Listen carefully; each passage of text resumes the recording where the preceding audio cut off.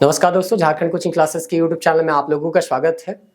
आप एग्जाम इतने करीब होने के बावजूद हमारे इस वीडियो में आए हैं, तो इस उम्मीद के साथ आए होंगे कि इस कॉम्प्लिकेटेड टॉपिक को, जिसको हम लोग सीएनटी और एसपीटी के नाम से जानते हैं, बहुत ही आसान तरीके से आपको समझाया जाएगा। हमारा पूरा ये प्रयास रहेगा कि आपको ये टॉपिक जो है बहुत ईजी वे में समझाया जाए, बहुत ही लिमिटेड टाइम में आपको ये सब सारे तथ्य बताया जाए जो कि एग्जाम में आ सकते हैं। जैसा कि आप लोगों को पता है, ये काफी लेंदी टॉपिक है और इसीलिए इसको हम माइंड मैप में यहाँ पे कवर कर रहे थे और इसीलिए लगातार वीडियो आपको नहीं मिल रहा था। अब ये सारा टॉपिक जो है सीएनटी और एसपीटी एक्ट को टोटल 11 पेज के इस माइंड मैप में हम कवर कर चुके हैं। तो जो भी रिकॉर्डिंग करने में जो टाइम लगेगा बस उतना ही है। सारा वीडियो आपको बहुत जल्द अपलोड कर दिया जाएगा, आप उसको देख सकते हैं। एग्जाम से पहले उम्मीद कीजिए आप लगभग 13 से 14 तारीख तक हम लोग सारा वीडियो अपलोड कर देंगे। आप इस उम्मीद से आए हैं कि चीजों को हम आसान से समझाएंगे, आसान तरीके से समझाएंगे, तो थोड़ा सा आपको समय देना होगा।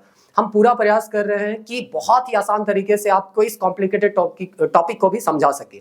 तो चलिए देर ना करते हुए यहाँ पे हम लोग टॉपिक पे एंटर करते हैं, क्योंकि एग्जाम इतना करीब है तो हम कोई भी इधर उधर का बात नहीं करेंगे। सीधा सा मतलब है, हम लोग यहाँ पे पढ़ रहे हैं सीएनटी और एसपीटी एक्ट, जो कि संबंधित है भूमि संबंधी कानून से।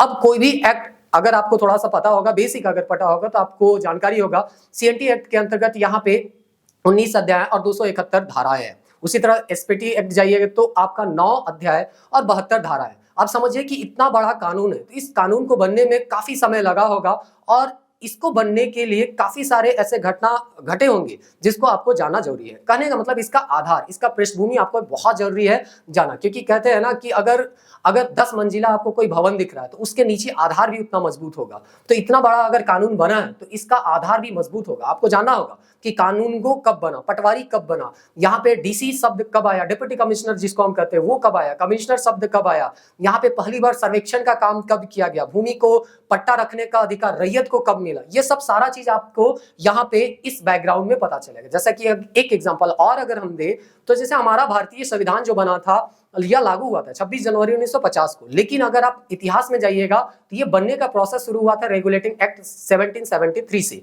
तो उसी तरह से आप जैसे संविधान पढ़ते हैं तो बैकग्राउंड 73 से पढ़ते हैं, तो उसी तरह से यहाँ पे भी थोड़ा बहुत बैकग्राउंड जानना होगा, ताकि आपका अगर बैकग्राउंड अच्छा रहेगा तो जो भी आप किसी भी अध्याय के धारा में जो भी तथ्य आप पढ़िएगा वो तथ्य आपको अच्छे से समझ में आ जाए। तो चलिए देर ना करते हुए यहाँ हम लोग शुरुआत करते हैं सीएनटी एक्ट का जो बैकग्राउंड है उसको। तो सीएनटी एक्ट में के बारे में जानने के लिए अगर हम लोग बैकग्राउंड जाए या इतिहास में जाए तो हम लोग जानते हैं, अगर प्राचीन काल में जाए तो झारखंड में केवल यहाँ पे घने जंगल थे, बहुत सारे यहाँ पे आबादी जो है वो आपको देखने को नहीं मिलेगा। कहने का मतलब जो है ये वीरान जगह था जिसमें जानवर वगैरह रहते थे, जंगल वगैरह रहते थे।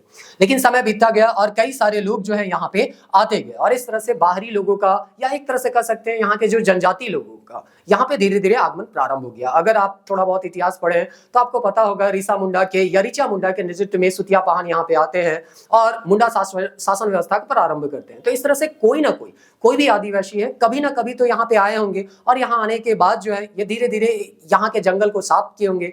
जंगल साफ करने के बाद गांव बसाए होंगे और गांव बसाने के बाद गांव को चलाने के लिए एक प्रशासनिक इकाई रखना पड़ता है और उसके कई अधिकारी होते हैं। जैसे हमारा देश है, देश को चलाने के लिए केंद्र सरकार है, राज्य सरकार है, स्थानीय सरकार है और उसके विभिन्न अधिकारी हैं। सबको एक वेतन मिलता है। उसी प्रकार यहाँ जो भी अधिकारी हैं उसको भी एक जमीन का टुकड़ा मिलता था, क्योंकि जमीन के टुकड़े से जो भी उपज होता था उनको वो टैक्स मिलता था। शुरुआत देखिए यहीं से हो रहा है, यहीं से धीरे धीरे हम जमीन से जुड़ा हुआ बात आपको बताना प्रारंभ करेंगे, जो कि 1908 जाते जाते देखिएगा यही सब अधिकार जो है मांगा जाएगा। तो इस तरह यह देने का प्रावधान किया जाएगा। तो यहाँ पे जब पहली बार उरांव यहाँ पे आएंगे और जमीन को साफ करेंगे या जंगल को साफ करेंगे और खेती लायक यहाँ पे जमीन बनाएंगे तो उसको भुइंहरी जमीन के नाम से जाना जाएगा। और उसी गांव में कई ऐसे अधिकारी होंगे जिसको जमीन दिया जाएगा, तो किसी को पहनई जमीन या महतोई जमीन या कोड़कर जमीन या राजहंस जमीन, अलग अलग समय अलग अलग नाम से जाना जाने वाला ये जमीन का प्रकार आपको देखने को मिलेगा, जो कि सीएनटी एक्ट में परिभाषित किया गया है। तो वहीं पे हम लोग जानेंगे।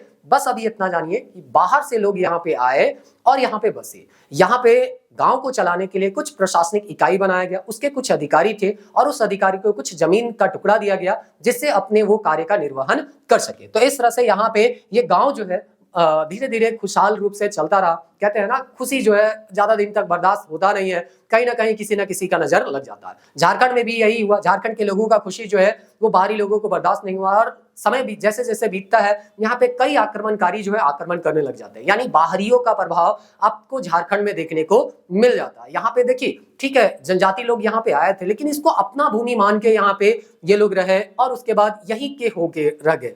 लेकिन ये जो आक्रमणकारी आएंगे ये क्या करेंगे, यहाँ के लोगों के ऊपर अपना सभ्यता संस्कृति का जो भी चीज है उसको थोपने का प्रयास करेंगे, यहाँ के जमीन पे कब्जा करने का प्रयास करेंगे। तो इसीलिए अगर हम यहाँ पे बाहरी आक्रमण का प्रमाण देखें या बाहरी राजाओं का यहाँ क्या प्रभाव है ये अगर ढूंढने का प्रयास करें तो एक सबसे बड़ा हम लोगों को ऐतिहासिक विवरण मिलता है नरसिंह देव द्वितीय का। ये उड़ीसा के राजा थे और इसके जो अभिलेख है, ताम्रपत्र है, उससे पता चलता है कि इनका जो अधिकार था वो झारखंड में भी था। तो एक तरह से हम कह भी सकते हैं, इतिहास में हम लोग पढ़े भी थे कि 13वीं शताब्दी में ये जो ताम्रपत्र मिला है नरसिंह देव द्वितीय का, उसके अभिलेख में हमको पता चलता है कि इस क्षेत्र को, यानी जिसको अभी हम लोग झारखंड है कहते हैं, उस क्षेत्र को प्रथम बार झारखंड शब्द से उल्लेख किया गया था। तो इस तरह से इतिहास में ये पढ़े भी होंगे, उम्मीद करते हैं ये जान रहे होंगे। तो इस तरह से पहली बार बाहरी राजाओं का यहाँ के ऊपर किस तरह का अधिकार था ये थोड़ा ऐतिहासिक विवरण हमको मिलता है नरसिंह देव द्वितीय जो कि उड़ीसा के राजा थे। नेक्स्ट अगर राजा देखिए जिनका यहाँ पे क्या प्रभाव है अगर जानना चाहे तो मुख्य राजा हमको मिलता है मुगल काल के अकबर के समय का। देखिए बहुत सारे राजा यहाँ पे कब्जा किए थे, चाहे वो प्रत्यक्ष हो चाहे अप्रत्यक्ष। सामान्य अप्रत्यक्ष ही रहा, प्रत्यक्ष तो बहुत कम था। तो इस तरह से यहाँ पे अप्रत्यक्ष शासन जो है अकबर का भी देखने को मिलता है। अब अकबर के समय में क्या था स्थिति उसको देखिए। तो कहा जाता है अकबर जो है उसका पूरा साम्राज्य 15 सूबों में बटा हुआ था। जैसे हम लोगों का क्या है कि हम लोगों का देश जो है वो राज्य में बटा हुआ है, राज्य जिले में बटा हुआ है। इसी तरह से उसका साम्राज्य जो था 15 सूबों में बटा हुआ था और किसी भी सूबा का नाम जो था वो झारखंड नहीं था या खुखरा नहीं था। लेकिन हाँ, इसी सूबे में से किसी के अंतर्गत, जनरली हम मान के चलते हैं बंगाल सूबे के अंतर्गत हमारा जो झारखंड राज्य है उसको यहाँ पे उल्लेख किया गया। कई रिकॉर्ड में पता चलता है, बल्कि मुगल काल के ही कई ऐसे रिकॉर्ड थे जिसमें यहाँ पे पता चलता है कि यहाँ का जो क्षेत्र था या झारखंड था उसको खुखरा के नाम से उल्लेख किया गया है और ये भी हम लोग इतिहास में पढ़ते हैं। अब थोड़ा सा अब हम लोग जमीन से संबंधित कानून यहाँ पे पढ़ रहे हैं और आपको लग रहा होगा कि हम इतिहास बता रहे हैं, लेकिन देखिए अब धीरे धीरे इसी इतिहास से हम सीएनटी एक्ट तक पहुंच जाएंगे। थोड़ा सा बर्दाश्त कीजिए और इस वीडियो को अंत तक देखिए, आपको समझ में आएगा हम यहाँ पे क्या क्या चीज आपको बताने वाले हैं।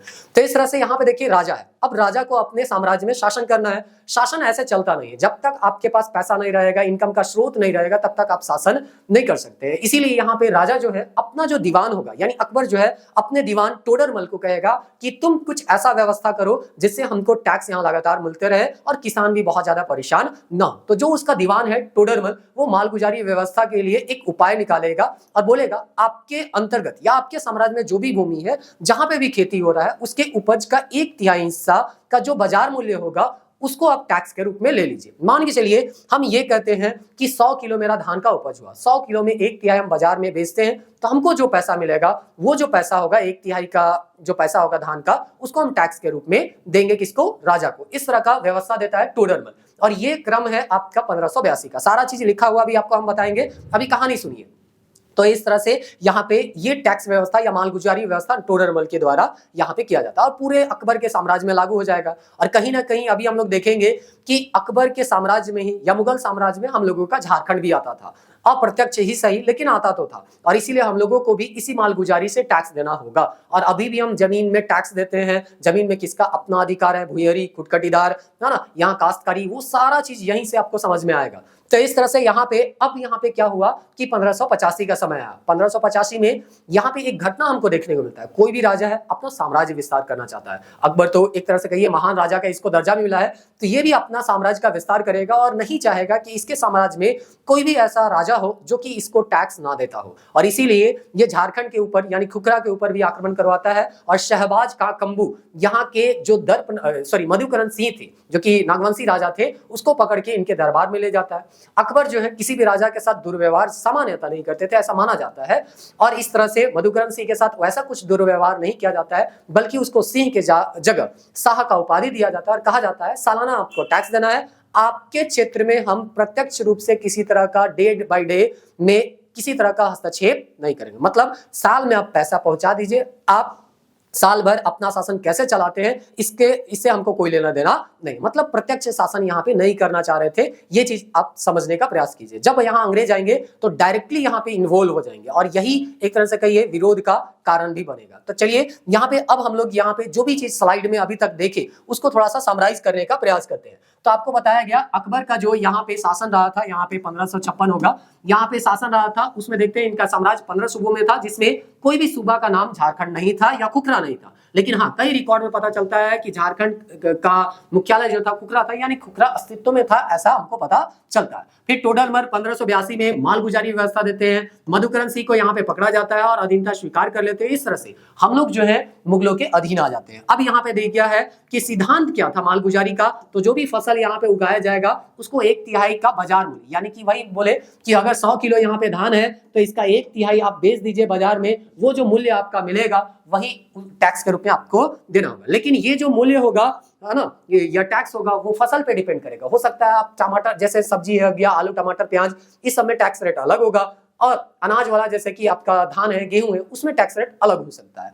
प्लस मिट्टी पे भी टैक्स रेट डिफरेंट हो सकता है। हो सकता है कोई मिट्टी उपजाऊपन है तो ज्यादा टैक्स लगेगा, कम उपजाऊ है तो कम टैक्स लगेगा। तो इस तरह से जमीन से जो टैक्स मिल रहा था उसके बारे में हम देखें। अभी तक हम देखें कि चाहे वो प्राचीन काल में थोड़ा बहुत आक्रमण देखने को मिला, या मध्य काल में आपका नरसिंह देव का यहाँ पे आक्रमण, दिल्ली सल्तनत के समय, हम 13वीं शताब्दी मतलब दिल्ली सल्तनत, उस समय यहाँ नरसिंह देव द्वितीय का यहाँ पे प्रभाव था। फिर मुगलों का यहाँ पे प्रभाव रहा। हम अकबर के बारे में देखें, लेकिन अकबर के बाद जितने भी राजा हुए कहीं ना कहीं उनका प्रभाव रहा है, ये चीज ऑलरेडी हम लोग इतिहास में पढ़ चुके हैं। लेकिन फिर भी कहा जाता है कि इतने दिन में भी हम लोग जो है अपना सभ्यता और संस्कृति को बनाए रखे थे, केवल इसलिए क्योंकि यहाँ पे प्रत्यक्ष रूप से शासन नहीं किया जा रहा था, और जब यहाँ पे अंग्रेज आएंगे तो यहाँ डायरेक्टली इन्वॉल्व हो जाएंगे और यहाँ के जमीन का खरीद बिक्री करने लगेंगे और अपना जो संस्कृति है यहाँ पे थोपने लगेंगे, धर्मांतरण किया जाने लगेगा। और इसी का कारण है कि यहाँ के लोग जो हैं वो आगे आके बढ़ चढ़ के यहाँ पे एक तरह से कहिए यहाँ पे आंदोलन करते हैं। तो इस तरह से यहाँ पे ईस्ट इंडिया कंपनी भले 1600 में आई थी, लेकिन धीरे धीरे व्यापार करते करते ये लोग राजनीति में इंटरफेयर कर लेते हैं। निर्णायक जो होता है वो प्लासी का युद्ध जो कि 1757 में, और उसके बाद निर्णायक जो युद्ध माना जाता है बक्सर का युद्ध जो कि 1764 में होता है। अब देखिए यहाँ पे कैसे जो है भूमि से संबंधित प्रावधान जो है वो बदल रहा है। पहले टैक्स लेते थे राजा, लेकिन 1764 में जैसे यहाँ पे आपका युद्ध में पराजित होंगे मुगल राजा, अवध के नवाब और बंगाल के नवाब, तो एक संधि होगा जो कि रॉबर्ट क्लाइव और शाह आलम द्वितीय जो कि मुगल शासक थे उनके द्वारा। देखिए हम कई नाम यहाँ पे ले रहे हैं, कई इतिहास की चीज बता रहे हैं। हो सकता है आपका पहले पढ़ा हुआ है तो आपको कोई दिक्कत नहीं हो रहा, कोई अगर नया स्टूडेंट तो आपको पैनिक नहीं होना है, चीजों को थोड़ा थोड़ा समझने का प्रयास कीजिए। ये सब जब पढ़िएगा और उसके बाद कभी ये वीडियो देखिएगा तो और भी बेहतर आपको समझ में आएगा।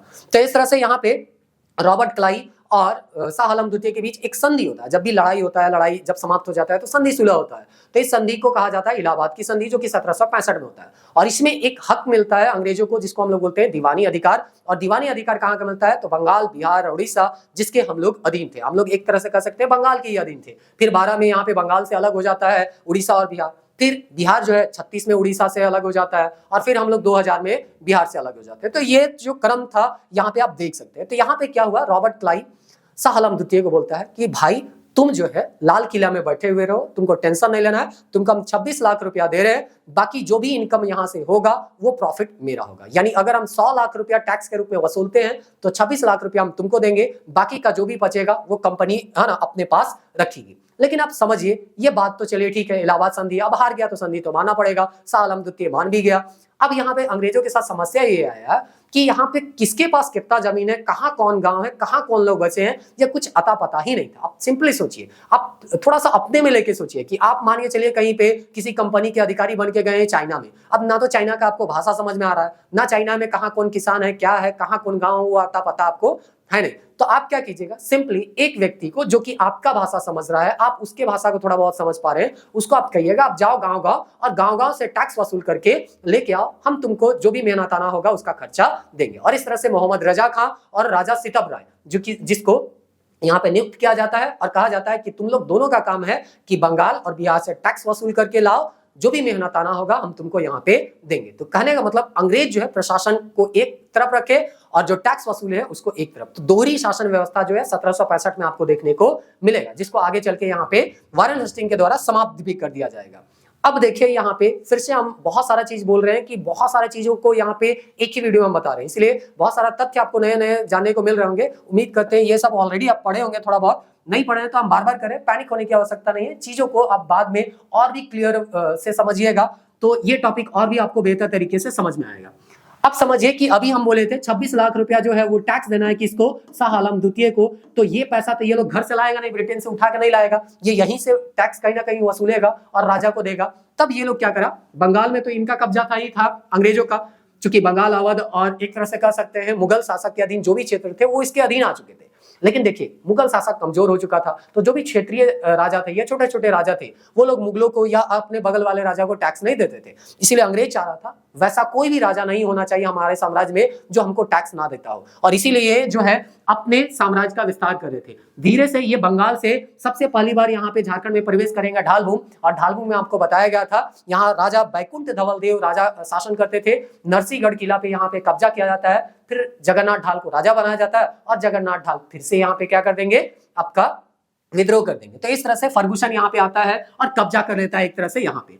जैकब कैमक जो है ये जो है उत्तर से आएंगे, पलामू में यहाँ कब्जा करेगा, रामगढ़ जिसको हजारीबाग के एरिया में आ रहा है उसको कब्जा करेगा, और ये जो छोटा नागपुर है इस पे भी कब्जा करेगा। तो कुल मिला के यहाँ पे लगभग 72-73 आते आते यहाँ पे अंग्रेजों का है पूरा झारखंड में कब्जा हो जाता है। अब यहाँ पे देखिए जब पूरे झारखंड में कब्जा हो गया तो यहां से टैक्स वसूल करना अब अंग्रेजों का प्रमुख उद्देश्य था। तो अब तो भाई अपने अधीन ही आ गया, तो अब टैक्स वसूल करने में क्या दिक्कत है। लेकिन अब चीजों को थोड़ा सा और अच्छे से समझिए, और उम्मीद करते हैं फिर हम एक नया तथ्य आपको बता रहे हैं, आप इसको समझने का प्रयास कीजिएगा। 1773 में यहाँ पे होता क्या है, 1773 में एक एक्ट आता है जिसका नाम है रेगुलेटिंग एक्ट। रेगुलेटिंग एक्ट में क्या होता है, नामी है नियामक अधिनियम, रेगुलेटिंग यानी कि किसी को आप रेगुलेट कर रहे हैं। तो हम जैसा कि आपको बताया कि 1765 में यहाँ दीवानी अधिकार मिलेगा, और दीवानी अधिकार मिलने के बाद यहाँ पे क्या होगा कि यहाँ के जो कंपनी के कर्मचारी है वो टैक्स वसूलेंगे।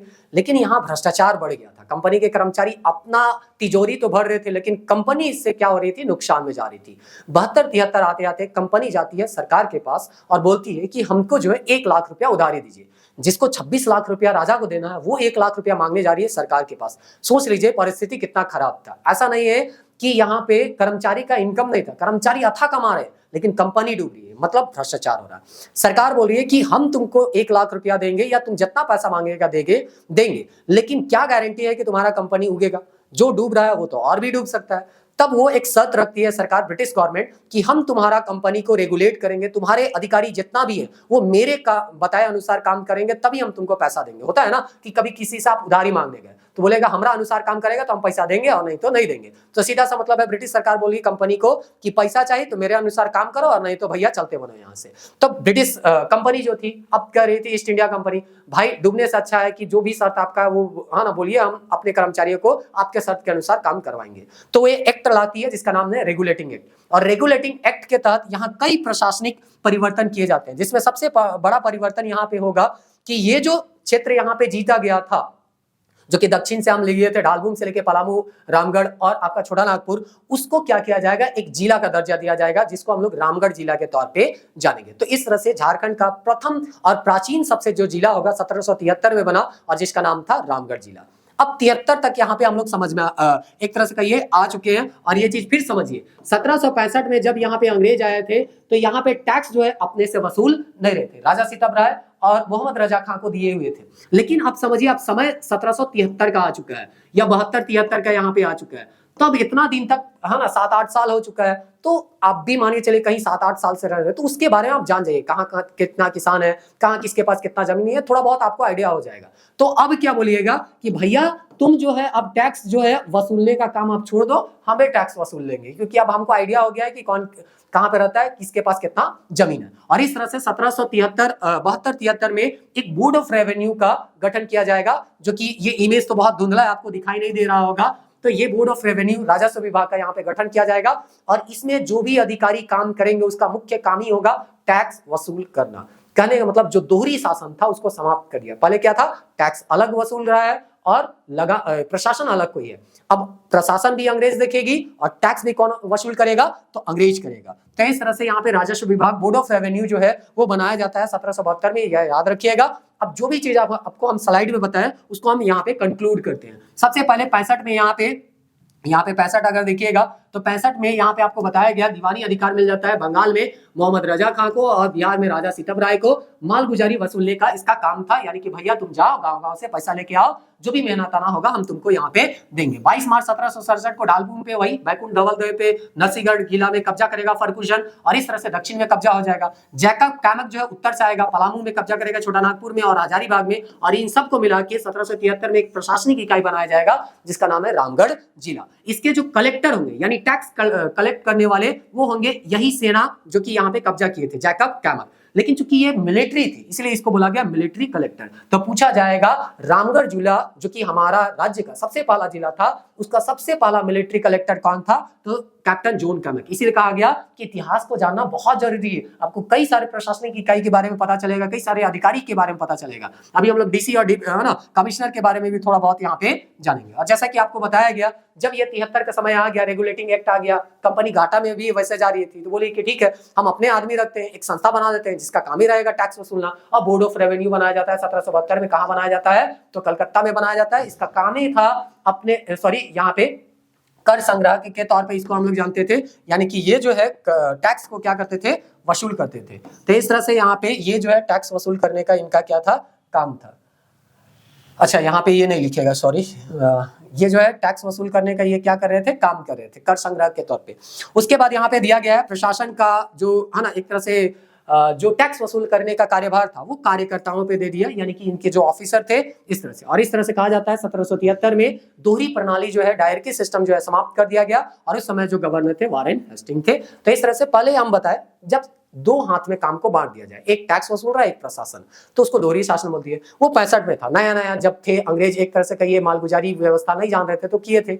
अब यहाँ पे 7-8 साल में समझ में आ गया कि टैक्स कैसे वसूलना है, तो फिर दोहरी शासन प्रणाली को समाप्त कर दिया। प्रशासन भी खुद कर रहे हैं और टैक्स भी वसूलने का काम क्या करेंगे? खुद से ही करेंगे। तो इस तरह से यहाँ पे आपका ये हम लोग डेवलपमेंट देखने को मिलता है। अब हम लोग यहाँ पे देखते हैं कि जैसे जैसे समय बीतता जाएगा वैसे वैसे यहाँ चूंकि अब बोर्ड ऑफ रेवेन्यू बन चुका है, यानी इस बोर्ड का काम ही है लोगों से टैक्स वसूल करना ताकि कंपनी को प्रॉफिट हो। क्योंकि आपको फिर से हम बता रहे हैं 73 का रेगुलेटिंग एक्ट क्यों आया था? क्योंकि कंपनी लॉस में जा रही थी, अब उसको प्रॉफिट में जाना है। तो ये ऐसा हर एक उपाय करेगा जिससे ज्यादा से ज्यादा इसको टैक्स मिल सके, और यही काम होगा कि ये जो है लोगों के ऊपर इतना टैक्स इंपोज कर देगी या जमींदार को इतना एक तरह से कहिए नियम कानून के तहत उसको दबा देगी कि तुम टैक्स लाओ नहीं तो तुम्हारा जमीन जो है वो हम वापस ले लेंगे। और इस तरह से जमींदार का नीलामी जमीन का जो नीलाम है वो भी होना यहाँ पे प्रारंभ हो गया था। चलिए अब यहाँ पे हम बेस में थोड़ा सा पावर पॉइंट जो है आपको यहाँ पे हम बता दिए।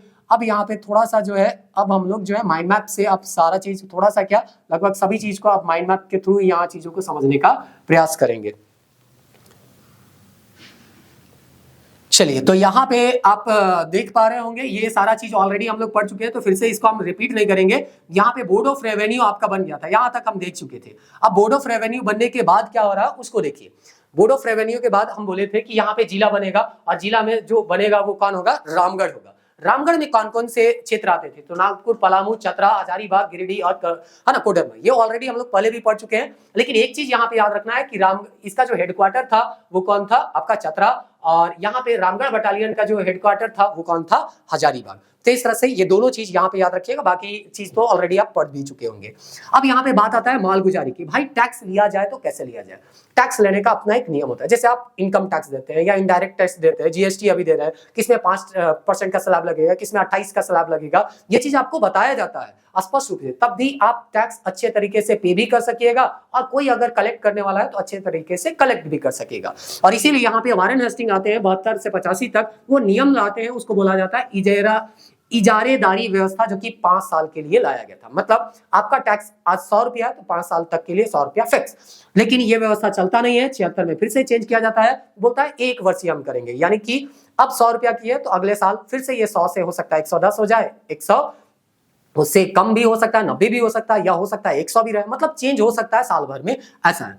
लेकिन हम लोग को जो यहाँ पे सबसे ज्यादा याद करना है वो कॉर्नवालिस का है। कॉर्नवालिस क्यों? क्योंकि 90 में जब आते हैं तो बोलते हैं ना 5 साल रहेगा ना 1 साल रहेगा, अपने थ्योरी देता है 10 साल, है ना। अमेरिका से शायद आया था ये, तो अपना यहाँ पे है ना थ्योरी दे रहा था कि 10 साल तक हम क्या करेंगे, टैक्स लेंगे और टैक्स का रेट फिक्स करेंगे। 93 आते आते बोलता है क्या कि हम जो है एक बार टैक्स फिक्स कर दिया और लंबे समय तक टैक्स है ना वही रहेगा, यहाँ पे कोई चेंज नहीं करेंगे, ताकि कंपनी का इनकम जो है एकदम इक्वल हो। जैसे कि आपको क्या है ना, आपको पता है 10 व्यक्ति से 100 रुपया आ रहा है तो कुल मिला के आपको 1000 रुपया इनकम होने वाला है। तो आपका आप जो काम कीजिएगा 1000 रुपये के अनुसार कीजिएगा। लेकिन देखिए इसका पॉजिटिव भी था और नेगेटिव भी था, वहां तो हम लोगों को जाना नहीं था, बस इतना जाना है कि 1793 में यहाँ पे कॉर्नवालिस जो है स्थायी बंदोबस्ती यानी कि आपका परमानेंट सेटलमेंट इसको हम लोग कहते हैं वो लागू कर दिया गया कि अगर 100 रुपया आपको टैक्स देना है और दिन मान के चलिए आज अगर 11 मार्च है तो 11 मार्च के शाम तक अगर आप ये टैक्स को नहीं वसूलिएगा तो आपका जमींदारी जो है वो छीना जाएगा, आपका जमीन को नीलाम कर दिया जाएगा। और यही कानून था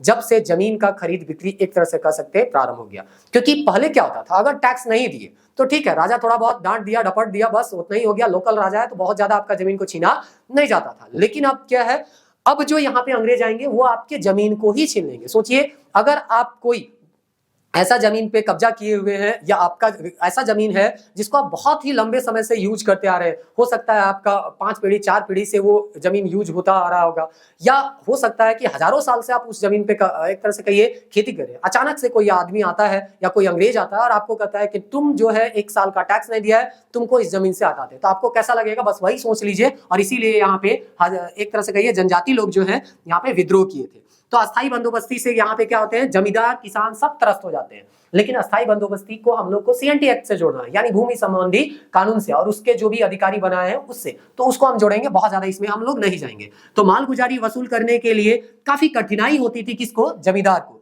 और इसीलिए यहाँ पे क्या होगा, बोला जाएगा कि जमींदार को कि अगर तुमको कहीं पे भी किसी तरह का कोई मदद चाहिए सैनिक का तो हम देने के लिए तैयार है। सीधा सा मतलब है, इसका लॉजिक था भैया तुम गांव जाओ हमको पैसा दो, कैसे तुम कलेक्ट करता है उसको कोई लेना देना हमको नहीं है, अगर कोई तुमको परेशान करता है तो बोलो हम अपना सेना भेज देते हैं। कुल मिला के हमको जो भी टाइम तुमको हम दिए हैं उस दिन के है ना सूर्य अस्त से पहले हमको पैसा चाहिए, नहीं तो नेक्स्ट डे तुम्हारा जमीन का नीलाम होगा। और इसीलिए जमींदार जो है यहाँ के किसान पे शोषण करना प्रारंभ करते हैं। तो यहाँ के जनजाति जो है किसान के विरुद्ध, राजा के विरुद्ध, अंग्रेज के विरुद्ध, तीनों के विरुद्ध एक तरह से कहिए यहाँ पे आंदोलन करते हैं। इसी 1793 के रेगुलेशन 8वीं के धारा 8वीं के तहत यहाँ पे जो जमींदार है और रैयत है दोनों को पट्टा दिया गया ताकि किसी तरह का कोई विवाद ना हो। जमींदार को भी देखिए इस तरह का कागज का पट्टा दिया गया और रैयत को भी। ये बोला कि इतना बड़ा जमीन है तो यहाँ 100 रुपया देना होगा, यहाँ पे जमींदार को भी 100 रुपया बोल दिया और यहाँ पे रैयत को भी, ताकि जमींदार जाएगा तो 100 रुपया मांगेगा और ये भी रैयत भी कबूलियत में चूंकि साइन कर चुका है कि हम इतना भूमि के लिए 100 रुपया देंगे तो 100 रुपया ही देने से देगा, ना तो वो कम करने के लिए बोलेगा और ज्यादा तो देने का कोई सवाल आता ही नहीं है। तो कहने का मतलब एक रिकॉर्ड बन गया कि यहाँ विवाद ना हो रैयत के बीच और जमींदार के बीच, इसलिए पट्टा दिया। तो आपको पहली बार याद रखना होगा कि रैयत को पहली बार जो पट्टा मिला, ठीक है, जमींदार के पास तो पहले से भी कागज रहता था उसको छोड़ दीजिए, लेकिन जो किसान है रैयत है उसको जो पट्टा यहाँ पे मिलता है वो कब मिलता है, तो यही अस्थायी बंदोबस्ती के तहत ही मिलता है। रीजन इसलिए है कि अंग्रेज आपका भलाई नहीं चाहती थी, अंग्रेज ये चाहती थी कि बिना मतलब का कोई लड़ाई झगड़ा ना हो, जमींदार है ना किसान से ना लड़े, हमको सिंपली मेरा पैसा आते रहे, क्योंकि लड़ाई होगा उसका पैसा लड़ाई में जाएगा तो उसको नुकसान होगा। और कंपनी ऐसा नहीं चाहती थी, वो चाहती थी उसका इनकम होते रहे, उसका नुकसान ना हो। अब यहाँ पे देखते हैं कि रैयत जो है हिसाब किताब का क्या करने के लिए जो ये पट्टा दिला उसका हिसाब किताब को रखने के लिए एक यहाँ पे पद बनाया गया, इसको बोलते हैं पटवारी। नामे है पट्टा रखने वाला या पट्टा को देख रेख करने वाला को क्या बोलते हैं, पटवारी। तो इस तरह से यहाँ पे ये पटवारी आपका हो गया, ठीक ना। चलिए बार बार वहां पे उस साइड में देखने का रीजन ये हो रहा है कि 2 बार रिकॉर्डिंग किए हैं और रिकॉर्डिंग करने के बाद बीच में ही पता चला है कि आधा रिकॉर्ड हुआ है और उसके बाद रिकॉर्ड ही होना बंद हो गया, और इसीलिए ये वीडियो आपका बहुत पहले आने वाला था। लेकिन यहाँ पे परेशानी हुआ कि 2 बार रिकॉर्ड करके आधा रिकॉर्ड हुआ, जिसके कारण हम अपलोड नहीं कर पाए और ये वीडियो आने में आपका देर हो गया। इसलिए आज देख रहे होंगे कि बार बार हम मोबाइल की तरफ यहाँ पे ध्यान दिए हुए कि तीसरा बार भी वो गलती हमसे ना हो जाए, और नहीं तो फिर एग्जाम तो एक तो इतना नजदीक है, आपका वीडियो भी अपलोड नहीं होगा तो फिर आप लोग कहिएगा लास्ट टाइम में आप जो है इतना बोले थे कि CNTS-PT को हम पढ़ाएंगे और पढ़ाए भी नहीं है। चलिए अब यहाँ पे देखते हैं भूमि संबंधी कानून में क्या डेवलपमेंट आगे और क्या देखने को मिलता है। तो अभी हम लोग देखें 1793 का अस्थाई बंदोबस्ती। अस्थाई बंदोबस्ती के आप देखिएगा कि यहाँ औपनिवेशिक शासन में ही 1799 में एक और रेगुलेशन आता है जिसको रेगुलेशन 6 के नाम से जाना जाता है। अब देखिए यहाँ पे क्या होता है, जो जमींदार था उसको कई सारे पावर दिए जाते हैं। रीजन हम बस वही बता रहे हैं कि अंग्रेज को केवल और केवल क्या चाहिए, टैक्स चाहिए। और इस तरह से इसको क्या अधिकारी दिया जाता है कि अगर कोई किसान अगर जमीन का बदले लगान नहीं देता, उस जमीन का लगान नहीं देता है, तो आप उस जमीन को क्या कर सकते हैं, नीलाम कर सकते हैं। तो देखिए कैसे अब शोषण जो है वो बढ़ते जा रहा है कि अगर आप जमीन का लगान नहीं दीजिएगा तो आपका भले 5 पीढ़ी से वो जमीन पे काम कर रहा होगा, है ना, वो जमीन आपसे छीन लिया जाएगा।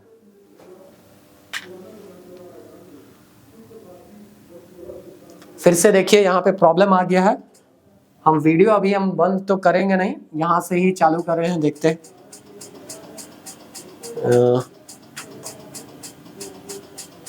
एक मिनट।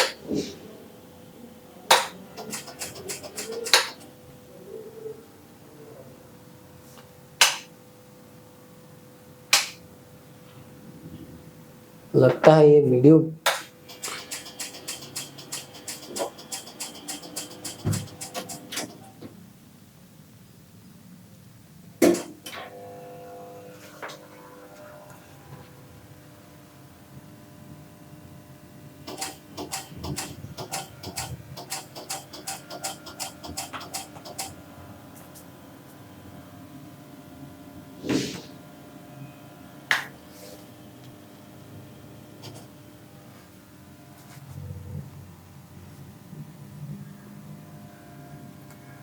देखते हैं अगर सुधर जाएगा तो, क्योंकि जैसा कि ऑलरेडी हम बता चुके हैं कि 3 बार रिकॉर्ड करके ये आधा रिकॉर्ड में छूट चुका है, तो इसीलिए थोड़ा सा माफ़ी चाहते हैं। अगर खुल जाएगा तो हम इसको कंटिन्यू करते हैं। कहते हैं ना, परेशानी आता है तो साथ में एक साथी आता है, बस वही देख लीजिए।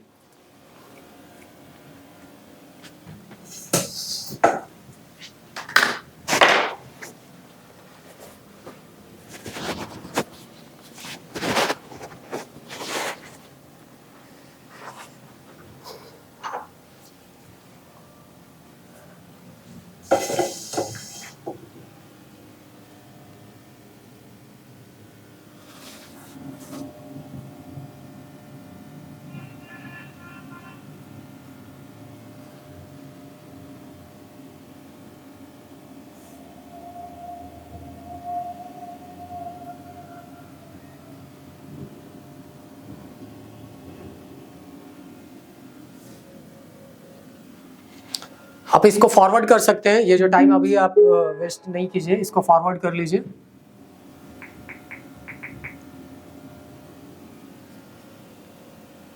आपके पास ऑप्शन है इसलिए।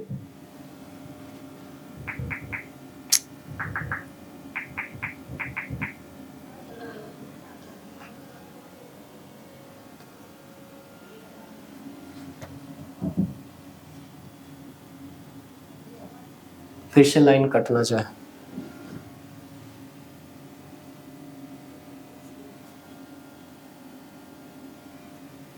यस, शायद वहीं से आ जाएगा। हाँ चलिए तो आपको यहाँ पे अस्थाई बंदोबस्ती से हम यहाँ पे बताए थे। अब यहाँ पे हम लोग आते हैं जहां से जमीन अगर का लगान अगर नहीं दिया जाए तो उसको, एक मिनट, हाँ, उसका लगान अगर नहीं दिया जाएगा तो वो जमीन का नीलाम कर सकता है, ऐसा आप लोगों को अभी बताया जा रहा था। इसको पहले इरेज करते हैं। चलिए, असुविधा के लिए खेद है। अब यहाँ पे देखिए, हम लोग यहाँ पे देख रहे थे कि 1799 है उसमें रेगुलेशन 6 आता है। रेगुलेशन 6 के तहत क्या जाता है कि जमींदार को अधिकार दिया गया, किसका, नीलामी का दिया गया 1812 में, सॉरी यहाँ गिरफ्तारी का भी दिया गया था जिसको 1812 में यहाँ पे एक तरह से वापस कर दिया गया। रीजन क्या था कि मानिए चलिए जमींदार को गिरफ्तारी का एक तरह से कहिए आपको अधिकार मिल गया। वो निजी एक तरह से कहिए दुश्मनी जो है निकालने के लिए भी गिरफ्तार करवा रहा था लोगों को, और इसीलिए इसको हटा दिया गया। इतना पावर जमींदार को नहीं दिया जाना चाहिए कि लोगों का जीवन जीना ही एक तरह से ये दुभर कर दे, और इसीलिए गिरफ्तारी का पावर जो है 1812 में इसको हटा दिया गया। उसके बाद देखिए यहाँ पे बोला गया कि पटवारी का नियुक्ति तो 1793 के रेगुलेशन के तहत करवाया गया था, स्थायी बंदोबस्ती के तहत, लेकिन कहा जाता है ये पटवारी का नियुक्ति जो है वो कारगर साबित नहीं होता। बहुत जगह तो पटवारी का नियुक्ति होता भी नहीं है, और इसी चीज को यहाँ पे दिया गया 1815 के रेगुलेशन 2 के तहत। यहाँ पे एक कानूनगो करके एक नया पद का सृजन किया जाता है। कानूनगो का काम क्या था? तो इनका काम था पटवारी का समय समय पे देखरेख करना और पट्टों और कबूलियत को यहाँ पे सही करना, यानी कि जो भी पट्टा यहाँ पे बना हुआ है आपका पटवारी के द्वारा, उसको कानूनगो अगर कुछ गलत होगा तो वहां पे सुधार करने का काम करेगा। इसी तरह से रेगुलेशन 1817 में रेगुलेशन यहाँ पे क्या आएगा? 12 आएगा, और रेगुलेशन 12 आने के बाद यहाँ पे अगर आप देखिएगा तो यहाँ पे कहा जाता है ये जो पटवारी थे उसको सरकारी कर्मचारी बना दिया जाता है। अभी भी आप राजस्थान तरफ जाइएगा तो पटवारी ही कहा जाता है। तो देखिए शुरुआत में क्या किया गया, 1793 बोला गया कि ठीक है रैयत को एक कागज दे दो, है ना, जिसको हम लोग पट्टा कहेंगे, उसमें रैयत का कबूलियत रहेगा कि उसको कितना पैसा देना है, नहीं देना है, कितना जमीन उसका है कि नहीं है। यही पट्टा को देख रेख करने के लिए पटवारी बनाया गया। अब यही पटवारी को आगे चलते चलते यहाँ पे सरकारी कर्मचारी बनाया गया, जिसको नियुक्ति और बर्खास्त करने का जो अधिकार दिया गया अंग्रेज को दिया गया। लेकिन एक यहाँ पे लूपहोल्स रह गया, वो ये था कि वेतन जो मिलता था इसको जमींदार से। अब यहाँ आदमी अगर वेतन जमींदार से पा रहा है तो वफादार अंग्रेज के खिलाफ तो अंग्रेज के प्रति होगा नहीं, और यही कारण हुआ कि ये पद जो ये लोग सृजित किए थे वो एक तरह से कहिए उसका कोई फायदा नहीं हुआ, ये प्रयास जो है वो असफल रहा। और इस तरह से यहाँ पे ये सारा चीज आपको यहाँ पे देखने को मिलता है। कई जगह तो पटवारी का नियुक्ति भी नहीं होता, ये भी हमको यहाँ पे पता चलता है। अब देखिए आपको बताया गया कि जमींदार और रैयत के बीच विवाद हो रहा था। अगर रैयत समय पे लगान नहीं देता था अस्थायी बंदोबस्ती के तहत, तो जमींदार रैयत का भूमि को नीलाम कर सकता था, और जमींदार का अगर जमींदार अपना टैक्स नहीं देगा तो उससे ऊपर जो ब्रिटिश गवर्नमेंट था वो उसका जमीन का नीलाम कर सकता था। मतलब सबका जमीन का यहाँ पे क्या चल रहा था? नीलामी चल रहा था। समय से पैसा दो नहीं तो जमीन तुम्हारा छीना जाएगा। और इसी का यहाँ पे प्रभाव आपको देखने को मिलेगा कि कई ऐसे जनजातीय विद्रोह हैं जो कि उग्र रूप से यहाँ पे हुए थे, चाहे वो हो विद्रोह है, चाहे तिलका मांझी का विद्रोह है, चाहे यहाँ पे आपको दिख रहा होगा स्क्रीन में कोल विद्रोह के बारे में दिया गया है। तो कोल विद्रोह क्यों दिया गया है? क्योंकि इसके बाद प्रशासन में थोड़ा बहुत चेंज किया जाता है। रीजन यहाँ पे ये है कि जो भी प्रशासन, देखिए अभी तो जिला बना था, जिला के बाद जो भी यहाँ पे डीसी है ना या मिलिट्री कलेक्टर वगैरह से बनाए थे, पटवारी बना, कानूनगो बना, ठीक है, थोड़ा बहुत जमींदार को अधिकार मिला, पट्टा रखने का अधिकार रैयत को भी मिला। लेकिन अब यहाँ पे बोला गया कि थोड़ा बहुत रेगुलेशन में हम चेंज नहीं करेंगे तो यहाँ शासन करना मुश्किल हो जाएगा। हर दूसरा दिन अगर विद्रोही होगा तो विद्रोह को दबाते दबाते अंग्रेज जो है परेशान हो जाएगी, और इसीलिए यहाँ पे साउथ वेस्ट फ्रंटियर एजेंसी बनाया जाता है और कहा जाता है कि ये जो है नॉन रेगुलेशन एरिया होगा, जिसमें कानून जो है वो सीधे सीधे यहाँ पे लागू नहीं होगा। मतलब एक सामान्य कानून जो पूरे देश के लिए बन रहा है पूरे देश में लागू होगा, लेकिन इस क्षेत्र में लागू नहीं होगा, बदल के लागू होगा। जैसे कि अभी हम लोग का 5वीं और 6ठी अनुसूची है, सामान्य कानून से थोड़ा बहुत बदल के वहां पे कानून लागू होता है या कुछ छूट वहां पे दिया जाता है। तो बस वही चीज होता है। रेगुलेशन 13 के तहत आया था 1833 में, और इसके पहले एजेंट थे विल्किंसन। झारखंड, है ना, बंगाल और उड़ीसा और छत्तीसगढ़ का कुछ हिस्सा जो है इस साउथ वेस्ट फ्रंटियर एजेंसी के अंतर्गत आता है। अब यहाँ पे ये देखना है कि ये जो प्रशासनिक इकाई बनाया था क्या ये परमानेंट था? नहीं, इसको आगे चल के आपका देखिएगा 54 में चेंज कर दिया जाता है और इसको चुटिया नागपुर या छोटा नागपुर कहा जाता है। कहने का मतलब ये सफल नहीं हुआ तो दूसरा प्रशासनिक इकाई के तौर पे एक नया इकाई बनाया जाता है जिसको हम लोग छोटा नागपुर या कमिश्नरी के तौर पे जानते हैं, और इसके जो हेड बनाया गया उसको यहाँ पे कहा गया, यहाँ पे कमिश्नर कहा गया, और इसके जो नीचे होते थे उसको कहा जाता था डिप्टी कमिश्नर। अब इस जो छोटा नागपुर है उसमें कौन कौन आते थे? हजारीबाग, पलामू, मानभूम, रांची, सिम्बू में आते थे। और कहा गया है कि ये जो आपका चुटिया नागपुर या छोटा नागपुर, जिसको अभी हम लोग झारखंड के तौर पे जानते हैं, इसी से आगे संथाल परगना भी अभी बनेगा। देखिए 54 है, 55 में विद्रोह होगा और 55 में ही संथाल परगना भी आपका बन जाएगा। तो इस तरह से यहाँ पे हम लोग बोलते हैं 12 में ये जो हमारा झारखंड था वो बिहार और उड़ीसा का पार्ट था, क्योंकि बंगाल से ये अलग हुआ था। दूसरा हम लोग 36 का समय देखते हैं। 36 में बिहार जो है वो किससे अलग हो जाएगा? उड़ीसा से। मतलब उड़ीसा अलग राज्य, बिहार अलग राज्य, और हम लोग बिहार के ही हिस्से थे। अब 2000 में बिहार से पुनः हम लोग झारखंड अलग हो जाते हैं और झारखंड यहाँ पे अलग राज्य बनता है। तो ये आपका एक तरह से कहिए प्रशासनिक इकाई में थोड़ा सा परिवर्तन देखने को मिला कि पहला साउथ वेस्ट फ्रंटियर एजेंसी, फिर चुटिया नागपुर, उसमें है ना जो हेड होते थे कमिश्नर, उसके नीचे होते थे डिप्टी कमिश्नर। और इस तरह से पहली बार कमिश्नर और डिप्टी कमिश्नर नाम का या शब्द का यहाँ पे प्रयोग किया गया 1854 में। आगे देखते हैं 1855-56 में, ये तो पूरा है ना आपका आ गया था छोटा नागपुर या चुटिया नागपुर के तौर पे। लेकिन इसी में जो संथाल परगना के एरिया था वहां पे हूल विद्रोह होता है, सिद्धू कानू शान भैरव ये सब हम लोग जाने थे फूलू जानू के नेतृत्व में। तो इस तरह से यहाँ पे उसके जब नेतृत्व में यहाँ पे विद्रोह हुआ तो संथाल परगना एक बनाया गया, और ये संथाल परगना बना आपका 30 नवंबर 1855 के एक्ट 37 के तहत। ये जो संथाल परगना बना उसमें ज्यादातर जो हिस्सा था वो भागलपुर और वीरभूम जिले से लिया गया था, और टोटल 5500 वर्ग मील का एरिया इसके अंतर्गत आता था। लेकिन कुछ जमींदार और कुछ यहाँ पे नीले गोरे करके यहाँ पे देता है, वो लोग इसका विरोध किए। क्यों? क्योंकि आप जानिएगा सीएनटी एक्ट में जितना प्रावधान है उससे भी ज्यादा टफ प्रावधान है आपका एसपीटी एक्ट में। कभी भी जमीन आप वहां पे बेचना एक तरह से कहिए सीएनटी के तुलना में एसपीटी में ज्यादा मुश्किल होता था। इसलिए बोला कि हमारा जमीन छिन गया, हमको वापस दे दीजिए, क्योंकि इतना बड़ा एरिया में मेरा ये हक का जमीन था। तो फिर से इसको एक तरह से कहिए नया सीमा निर्धारित किया जाता है, और है ना 1857 में एक तरह से कहिए संथाल परगना का नया सीमा निर्धारण किया गया। और ये सवाल आपका यहाँ पे देखने को मिलता है। चूंकि ये पूरा परगना था तो इसीलिए यहाँ कमिश्नर जो आता था वो भागलपुर का आता था या उसके अंतर्गत आता था, मुख्यालय दुमका था, और इसके प्रथम डिप्टी कमिश्नर जो बने थे वो एसली एडन थे। तो इस तरह से यहाँ पे ये देखिए। अब यहाँ पे देखते हैं सरदारी लड़ाई। देखिए संथाल परगना देख लिए, साउथ वेस्ट फ्रंटियर एजेंसी देख लिए। अब यहाँ पे आप देखते हैं सरदारी लड़ाई।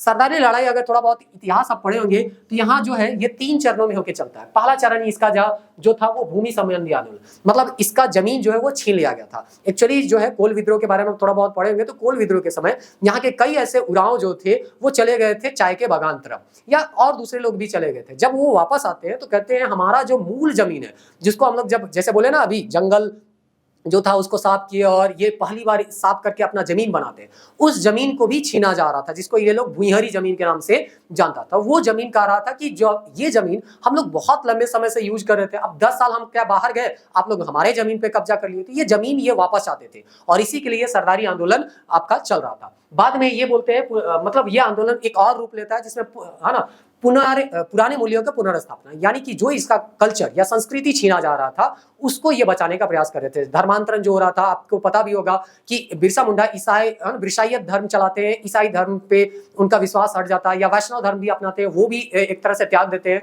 तो इनका जो परंपरागत धर्म था या संस्कृति था उसको बढ़ाने का ये प्रयास कर रहे थे, फिर से उसको जीवित करने का ये प्रयास करेंगे। राजनीतिक आंदोलन 90 से 95 तक जाएगा, और यही राजनीतिक आंदोलन के कारण आप देखिएगा बिरसा मुंडा जो थे पहले इसी के भाग थे, मतलब सरदारी आंदोलन के अंतर्गत आते थे। लेकिन जब बिरसा मुंडा का आंदोलन हुआ तो कई सरदार जो है बिरसा मुंडा के आंदोलन में एक तरह से विलय हो गए, और बिरसा मुंडा को इन सरदारों का एक तरह से साथ भी मिलता है। इसके बाद और यहाँ पे देखिए कारण तो आपको बहुत सारा मिलेगा कि है ना बलात् श्रम किए जाने के विरुद्ध कृषक का संतोष था, बिचौलिया द्वारा गैर कानूनी ढंग से किराए में लगान में वृद्धि करना था, और जमीन वगैरह तो आपको हम बताएं मुल्कियत या मातृभूमि की लड़ाई थी कि मेरा मातृभूमि है, हमको वापस चाहिए। हम 10 साल भले बाहर रहे लेकिन इससे का मतलब क्या है, हम 20 साल भी छोड़ेंगे तो मेरा जमीन जो है वो कोई छीन नहीं सकता। और इसी के लिए विद्रोह हो रहा था, और इसीलिए देखिएगा सर्वेक्षण करवाया जाएगा, और पहली बार आपका छोटा नागपुर भूत रीति अधिनियम आएगा। अब धीरे धीरे कानून की ओर हम लोग आ रहे हैं।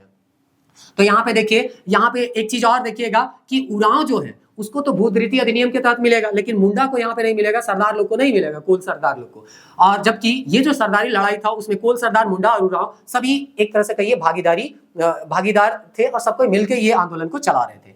एक चीज और यहाँ पे दिया गया है कि ये जो सरकार था वो निर्णय लेता है कि ठीक है विद्रोह मत करो भाई, है ना, हम लोग तुम्हारा जमीन जितना संभव हो सकेगा वापस करने का प्रयास करेंगे। और इसीलिए अब किसको हम भूइहर कहें, किसको काश्तकार कहें, पहले हमको पता तो होगा तब तो हम किसी का जमीन को वापस कर सकते हैं। पता तो होना चाहिए कि ये तुम्हारा ही जमीन है, तब तो हम तुमको वापस करेंगे। हमको यही पता नहीं रहेगा कि ये जमीन किसका है तो हम वापस कैसे करेंगे। और इसके लिए क्या करवाना होगा आपको, सर्वेक्षण। और इसलिए एक राजस्व अधिकारी थे जिनका नाम था लाल लोकीनाथ। याद रखिएगा कि 2 नाम आपको याद करना होगा, एक रखाल दास हल्दर और दूसरा लाल लोकीनाथ। तो ये जो है ये सर्वे करते हैं इसी की अध्यक्षता में, और कहा जाता है कि ये जो है अपने अंतर्गत में लगभग 249 गांवों का ये सर्वेक्षण करते हैं और पता करते हैं कौन भुइंहरी है कौन काश्तकारी है। इस तरह से ये जो है लाल लोकीनाथ करते हैं। लाल लोकीनाथ के बारे में और भी हम लोग डिटेल यहाँ पे जानेंगे, दूसरे स्लाइड में इसको हम लोग क्या करेंगे जानेंगे। चलिए, आज बहुत बार हम देख रहे हैं कि वीडियो कहीं रुक ना जाए, क्योंकि बहुत परेशानी हुआ इस वीडियो को रिकॉर्ड करने में। जितना इस नोट्स को बनाने में परेशानी हुआ उससे ज्यादा इसको रिकॉर्ड करने में परेशानी हो रहा है। चलिए अब यहाँ पे देखिए सरदारी लड़ाई में है, देखिए लाल लोकीनाथ के बारे में यहाँ पे दिया गया है कि ये राजस्व अधिकारी थे, और यहाँ पे बोलता है कि 1860 में चुटिया नागपुर में 429 गांव के जमीनों का हिसाब रखने के लिए, रजिस्टर रखने की ये पहली कोशिश थी। कहने का मतलब है कि ये पहली बार इस तरह की एक रजिस्टर बनाए जिसमें ए का कितना जमीन है, बी का कितना जमीन है, सी का कितना जमीन है, ये तय किए। मतलब सर्वेक्षण, मतलब सर्वे मतलब क्या होता है कि कौन किसके हिस्से में है, यही आपको जानना है, यही सर्वे कर रहे हैं। तो लाल लोकीनाथ इस तरह से करते हैं और इसी सर्वे के अनुसार, थोड़ा सा यहाँ पे देखिए, इधर आपको दिख नहीं रहा होगा, हाँ, इसी सर्वे के अनुसार यहाँ पे यहाँ पे इरेज करना है। इसी सर्वे के अनुसार यहाँ पे बोला जाता है भूइंहरों की सूची बनाएगी। आखिर कौन कौन भूइंहर है, ताकि आपको पता तो रहेगा कि भूइंहर कौन है, तब तो आपको उसका जमीन को आप क्या कर सकते हैं, वापस कर सकते हैं। लेकिन दुर्भाग्य से 13 अगस्त 1862 को, है ना, इनका मौत हो जाता है और बंदोबस्ती का जो काम था वो ठप हो जाता है। तो कहने का मतलब एक सही काम किया जा रहा था कि हमारा अगर मुल्कियत जमीन है, मातृभूमि है, तो वो हमको वापस मिलने वाला था। भले अभी भूइंहर का ही बात हो रहा था, बाद में दूसरे जमीन के बारे में भी बात होगा। तो इस तरह से यहाँ पे पहली बार एक तरह से अंग्रेज ये प्रयास कर रहे थे, या डिमांड करने पे अंग्रेज ये बोल रहे थे कि ठीक है, हम आपका जमीन देंगे, लेकिन सबसे पहले सर्वे तो करे, कौन किसका जमीन है ये पता तो चले, तब तो हम किसी का जमीन को वापस देंगे। और इस तरह से लाल लोकीनाथ का जो सर्वे हुआ उसमें मुंडा जो थे वो असंतोष थे। रीजन क्या था कि अभी आपको पता है भूइंहरी जमीन के बारे में ही यहाँ बात किया गया, मुंडारी खुटकटीदार के बारे में बात नहीं किया गया।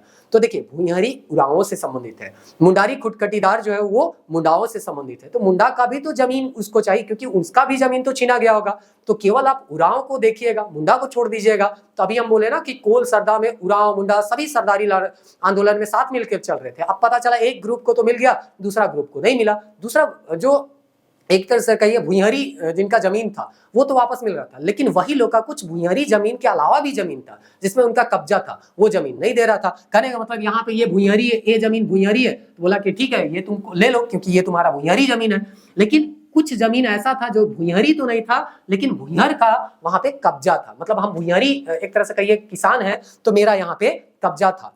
ये भूइंहरी जमीन और ये मेरा भूइंहरी जमीन नहीं है, लेकिन फिर भी हम इस पे कब्जा जमाए हुए, तो हम चाह रहे थे कि ये जमीन हमको वापस मिल जाए, जो कि यहाँ पे मिला नहीं। तो इसलिए अभी कई लोग जो है असंतुष्ट थे और इसके कारण जो है जमींदार और रैयत के बीच यहाँ पे जगह जगह पे क्या हो रही थी, झड़पें हो रही थी, लड़ाई झगड़ा। क्योंकि जमींदार को जहां जगह मिलेगा वो जमीन को कब्जा कर लेगा और अपने अधीन रखेगा और किसी दूसरे को दे देगा। बस यही के कारण यहाँ झगड़ा चल रहा था। 67 में एक घटना देखने को मिलता है, कुछ ईसाई जो है स्थानीय सरकारी अधिकारी और जो छोटानागपुर के राजा के विरुद्ध क्या कर देते हैं, याचिका देते हैं। और इससे परेशान होकर लास्ट में अंग्रेज जो है यहाँ पे एक कानून लाती है जिसको हम लोग छोटानागपुर भूत रीति अधिनियम के नाम से जानते हैं। और यहाँ एक चीज को ध्यान रखिएगा, यहाँ टी मतलब जैसे हम लोग CNT एक्ट में पढ़ेंगे छोटानागपुर टीनेंसी एक्ट, काश्तकारी अधिनियम, यहाँ पे भूत रीति अधिनियम यानी टेन्योर है। टेन्योर मतलब होता है मालिकाना हक, और टीनेंसी यानी काश्तकारी मतलब होता है आप रेंट में कोई जमीन को लिए हैं और उसके बाद उस जमीन का आप यूज कर रहे हैं। तो इस तरह से इस याचिका को ध्यान में रखते हुए यहाँ पे बोला गया कि जो भी किसी का भूइंहरी जमीन है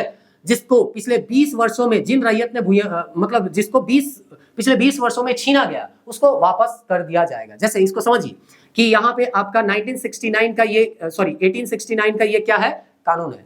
तो ये 20 साल पहले जाएगा, यानी 18 यहाँ पे 49 जाएगा, यहाँ पे 1849 जाएगा।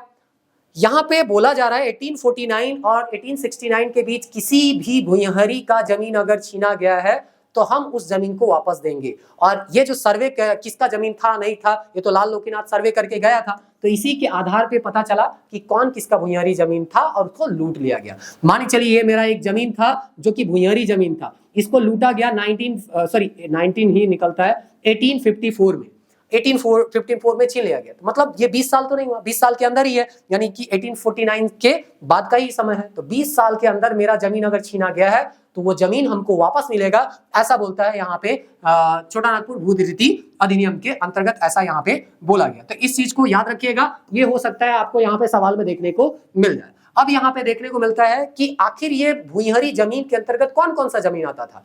तो देखिए गांव में जाइएगा तो गांव में भूत वगैरह सब रहता है, उसके लिए पूजा पाठ के लिए बहुत सारा जमीन रहता है, पहाड़ रहता है उसके लिए रहता है, कोई महत्व है उसके लिए भी रहता है, अपने प्रशासनिक कार्य को एक तरह से ये सुचारू रूप से चलाने के लिए। तो वो सब जमीन को भी माना जाएगा, वो क्या जमीन है, भूइंहरी जमीन। यानी किसी का भूत के जमीन है तो वो भी वापस मिल जाएगा, डाली कटारी है तो भी वापस मिल जाएगा, पहनाई है तो भी वापस, और महतोई है तो भी वापस। और यही सवाल आपको पूछा गया था, इसीलिए बोले थे कि यहाँ प्रीवियस ईयर क्वेश्चन को ध्यान में रखते हुए हर चीज को आपको बताया जा रहा है। और इस तरह से कौन भुइयरी है, कौन भूतखेत है, कौन डाली कटारी है, कौन पनई है, कौन महतोई है, और किसको 20 साल पहले छीना गया या किसको 20 साल के दौरान में छीना गया, ये सब सारा सर्वेक्षण जो है वो किसके आधार पे या पता चल रहा था, तो लाल लोकीनाथ के सर्वेक्षण के आधार पे ही ये पता चल रहा था। चलिए, तो इस तरह से यहाँ पे ये सारा चीज आपका दिया गया है। अभी तक रिकॉर्डिंग बंद नहीं हुआ है, उम्मीद करते हैं नहीं बंद होगा, ये टॉपिक खत्म हो जाएगा। बाबू रखाल दास हलदर। अब देखिए लाल लोकीनाथ तो जो है वो आपका सर्वे ठीक से करवाते करवाते वो ऊपर चला गया। अब उसका काम को कोई तो आगे बढ़ाएगा, तो बाबू रखाल दास हलदर आते हैं। और चूंकि ये कानून आया था जुलाई 1869 में, भू द्वितीय अधिनियम, लेकिन ये जो सर्वे था, चूंकि सर्वे तो कराना ही है, आज ना कल जाना ही होगा कि कौन किसका जमीन है, तो इसीलिए अप्रैल से ये सर्वेक्षण और बंदोबस्त का काम शुरू हो गया था। और वो जो 249 गांव का सर्वेक्षण किए थे, ये जो है आपका बाबू रखाल दास हलदर 2482 गांव का ये सर्वेक्षण करवाते हैं। और इसीलिए इसको रखाल सर्वे या भुइंहरी सर्वे के नाम से जानते हैं, क्योंकि भुइंहरी सब के बारे में यहाँ पे इसी के आधार पे भुइंहरी जमीन जो है वो 67 से लेके 80 तक यहाँ पे लौटाने का काम चला कि आपका भुइंहरी जमीन है भैया, आप ले जाइए, है ना। अगर आपका 20 साल पहले से यहाँ पे क्या किया गया है, छीना गया है, यानी 1849 के बाद अगर आपका जमीन छीना गया है और वो जमीन भुइंहरी जमीन है, तो आपको हम दे देंगे। ऐसा ही अंग्रेज लोग यहाँ पे इस कानून के अंतर्गत बोले। और ये सब चीज कहां से पता चल रहा था, तो लाल लोकीनाथ का सर्वेक्षण से, और उसके बाद बाबू रखाल दास हलदर के सर्वेक्षण पे। तो इस तरह से यहाँ पे जब हमको ये ए व्यक्ति को, मान चलिए ए जमीन है जो मिल गया किसको, राम को, तो राम को ये जमीन क्या हो जाता है, मिल जाता है, तो इसके नाम पे ये क्या होगा, रजिस्टर्ड हो जाएगा। तो अब ये क्या करेगा, किसी दूसरे व्यक्ति को इस जमीन पे काम करने नहीं देगा। तो पहले क्या होता था, एक जमीन होता था जिसमें कोई भी काम करता था, क्योंकि वहां पे किसको टैक्स देना है, क्या देना है, टैक्स से लेना देना बहुत ज्यादा था नहीं, थोड़ा बहुत उपज राजा को देता था और चलता था काम। लेकिन अब तो यहाँ पे कोई जमीन है तो कितना टैक्स देना वो फिक्स है।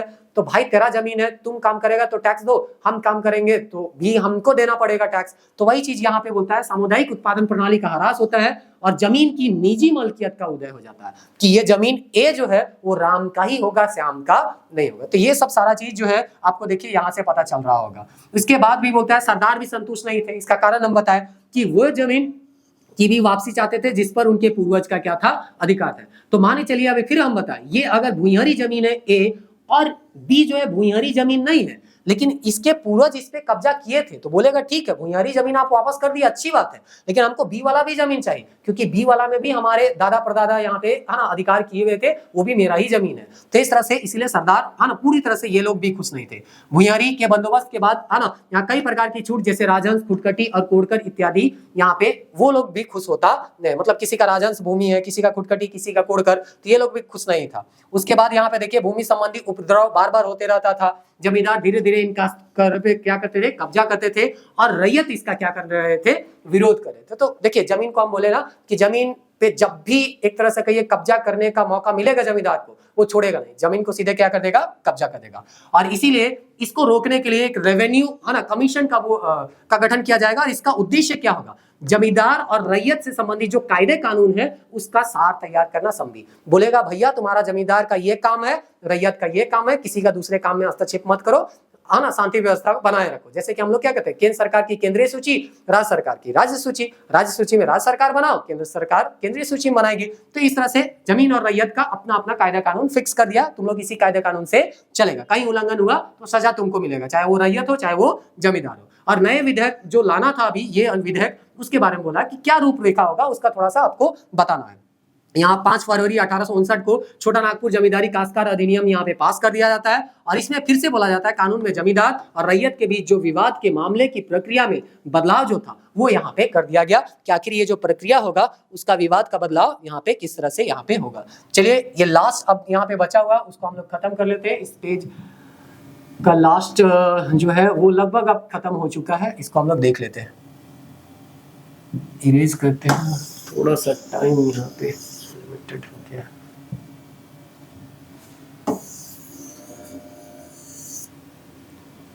चलिए यहाँ पे अब दिया गया है कि एक और अधिनियम आता है बंगाल काश्तकारी अधिनियम, उसके बाद सीधे यहाँ पे आपका 1908 का अधिनियम आपको देखने को मिल जाएगा। बहुत सारे अधिनियम अभी आए आपका अभी सर्वे भी होगा जो कि कुछ छूट गया है, जिसको यहाँ पे हम बताए थे। तो 69 का अधिनियम और फिर 79 का अधिनियम, दोनों आप याद रखिएगा। 79 वाला जमींदार और रैयत दोनों का कानून फिक्स कर दिया गया। अगर आपको नहीं समझ में आ रहा तो थोड़ा सा बैक करके देख लीजिएगा, ठीक ना। चलिए, अब यहाँ पे बंगाल काश्तकारी अधिनियम 1885 आता है। इसका मुख्य उद्देश्य क्या है? तो बोलता है पट्टेदार यानी रैयत को जो जमीन रखने का मामले में पर्याप्त सुरक्षा देना। मतलब अगर कोई रैयत है तो भैया तुम्हारा जमीन कोई नहीं छीन सकता है, इनलीगल तरीके से नहीं सीख सकता है। इसका मुख्य उद्देश्य था बंगाल काश्तकारी अधिनियम, मतलब पट्टेदार यानी रैयत का अधिकार का सुरक्षा। ऐसा नहीं है कि केवल रैयत को ही सुरक्षा दिया, ये जो है जमींदार को भी यहाँ पे क्या कहता है, पर्याप्त सुरक्षा देता है और सुविधा देता है कि तुम जाओ और टैक्स वसूल करके लाओ। तो हर तरह का सरकार जो है वो सुविधा देने का प्रयास कर रही थी ताकि बहुत ही आसान तरीके से उनको टैक्स मिलता रहे, किसी तरह का कोई परेशानी यहाँ पे उसको ना है। तो ये जो है यहाँ के लोगों को देख के नहीं बल्कि अपना सुविधा को देख के ये अंग्रेज लोग कर रहे थे। दूसरा है 85 में जमीन की मलकियत संबंधी रिकॉर्ड तैयार करना। यहाँ पे इनका उद्देश्य था कि कौन जमीन किसका है, मालिक का रिकॉर्ड का तैयार करके रखो।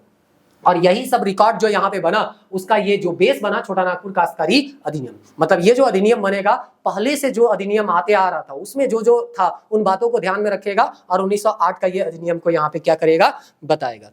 तो इस तरह से यहाँ पे ये अधिनियम को आपको बताया जाएगा। चलिए, अब यहाँ पे हम लोग देख लेते हैं सर्वे के प्रकार। तो सर्वे जो होता है, जैसे कि अभी कहा गया लाल लोकीनाथ सर्वे कर रहे थे, तो क्या उससे पहले भी सर्वे हुआ था? तो हाँ, बिल्कुल हुआ था, जिसको हम लोग थकावत सर्वे के नाम से जानते हैं, 1840 से 1850 के बीच। इस सर्वे में देखिएगा तो कहा गया था सरकारी आदेश से थोड़ा प्रारंभिक जांच हुआ, जिसको बोलते हैं ना ऊपरी निगाहों पे, है ना, या ऊपरी थोड़ा सा यहाँ पे सर्वे आपको देखने को मिल जाएगा। छोटा नागपुर क्षेत्र में हुआ था। एक चीज यहाँ पे आपको पूछा जा सकता है कि इसमें जो नक्शा में दर्शाया गया, मैप बनाया गया होगा, उसमें 1 मील को कितना इंच रखा? तो 4 इंच। मतलब अगर एक्चुअल में वो 1 मील का लंबाई है तो उसको पेपर में 4 इंच दिखाया होगा। और यही चीज रेवेन्यू सर्वे जो कि 1861 से 69 के बीच हुआ था उसमें कहा जाता है। और उसमें एक बात कहा गया, मंदिर, मस्जिद या गिरजाघर या तालाब को क्या किया गया, मुख्य स्थान माना गया। मतलब अभी भी आप देखिएगा, जैसे कि अगर कोई चीज बताना है तो बोलते हैं ना कि यहाँ पे फलाना मंदिर है, उसके बाएं जाना है, दाएं जाना है। तो उसी तरह से एक क्या बनाया गया, एक मुख्य स्थान बताया गया, कोई तालाब है, मंदिर है, मस्जिद है, कोई भी चीज है, और उसके बाद उसका एक तरह से कहिए वहां पे मैपिंग किया गया। फिर यहाँ पे है 4 मील को भी 1 मील को 4 इंच के बराबर रखा गया। और प्रत्येक बस्ती को यहाँ पे नंबर दिया गया, जिसको आज थाना नंबर के नाम से जानते हैं। और आप पढ़ेंगे आगे कि एसटी जो है अपना जो जमीन का हस्तांतरण उसी थाना नंबर वाले या सेम थाना में ही दूसरे एसटी को क्या करेगा, हस्तांतरित करेगा। तो ये जो थाना नंबर आ रहा है कहां से आ रहा है, 1861 से 69 के बीच जो रेवेन्यू सर्वे आया है वहीं से आ रहा है। फिर है कडेस्ट्रल सर्वे, ये एक तरह से कहिए लास्ट सर्वे है, और उसके बाद इसी का रिवीजन होगा आपका, जिसको हम लोग रिविजनल सर्वे के नाम से क्या करते हैं, जानते हैं। तो कडेस्ट्रल सर्वे जो है ना, यहाँ पे एक केवल याद रखने लायक है कि 1 मील को यहाँ कितना इंच माना गया, 16 इंच, और टावर सीट पे इसको बनाया जाता है।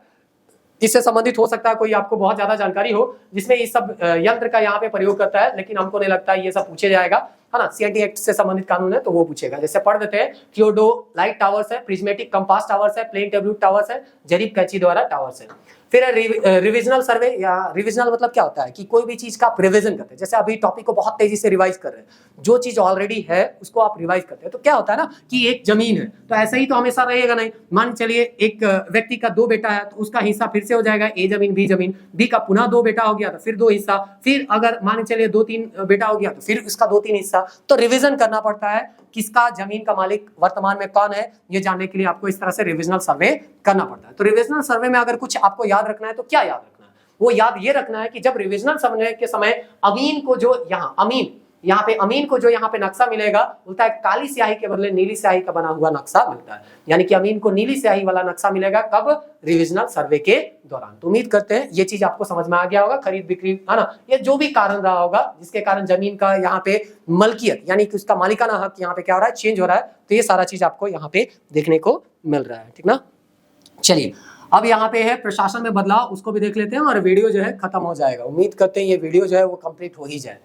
राजस्व प्रशासन में बदलाव है, साउथ वेस्ट फ्रंटियर एजेंसी में सुधार नहीं होता है और इसीलिए 1854 के अधिनियम से इस एजेंसी को खत्म कर दिया गया। ऑलरेडी हम लोग पढ़ चुके हैं, लेकिन फिर भी यहाँ पे थोड़ा सा चेंज करना था, इसलिए चेंजिंग जो हो रहा है उसको बताना था, इसलिए यहाँ पे बताया है। और इस तरह से यहाँ पे एक क्या बनाया जाता है, प्रमंडल बनाया जाता है, जिसका हेड को कमिश्नर कहते हैं। और इसके, है ना, जो कमिश्नर होते हैं वो डिवीजन के प्रमुख होते हैं और ये जो है लेफ्टिनेंट गवर्नर के सीधे अधीन होते थे। यानी कि इससे ऊपर सीधे होते थे लेफ्टिनेंट गवर्नर होते थे, यानी गवर्नर के जो नीति होते, जिसको अभी हम लोग राज्यपाल के तौर पे हम कह सकते हैं।